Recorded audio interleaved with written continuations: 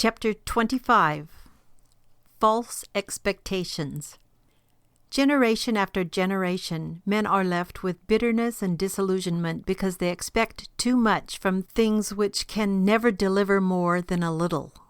I recall one woman with a good husband who provided her with a better-than-average home and life, who was unhappy because he was not very rich. Marriage was somehow supposed to give her everything she had dreamed of, and she refused to enjoy what she had out of resentment and envy that she did not have more.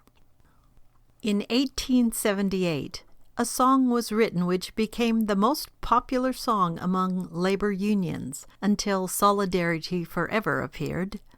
This song, 8 Hours, looked to the 8-hour working day as the working man's answer to his problems. Still another song promised the millennium with the 8-hour workday, and its chorus began, 8 hours shall bring the Jubilee.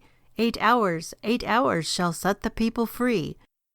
Of course, the great example of false expectations is Woodrow Wilson and World War I, the war which was supposed to end all wars, but which brought in the world's worst century of warfare, tyranny, and persecution.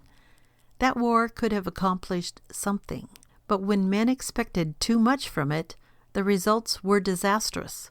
A bridge with a 10-ton capacity is fine, but not if it is required to take a 20-ton load.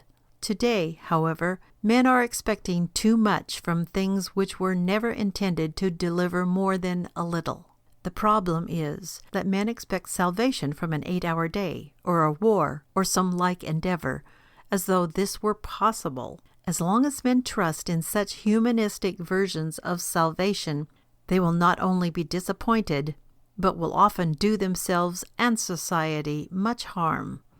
There is nothing wrong with an 8-hour day or a 6-hour day, if it is economically sound, but no such thing can bring in the Jubilee. Wars, unfortunately, must sometimes be fought, but they will not change man's hearts and bring in world peace. Almost all of modern politics aggravates the problem it offers to solve, because it tries to offer salvation by politics.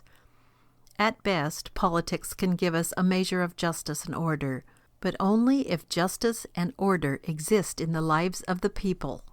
Most politicians, however, try to offer us salvation by legislative and administrative acts. The results are disastrous.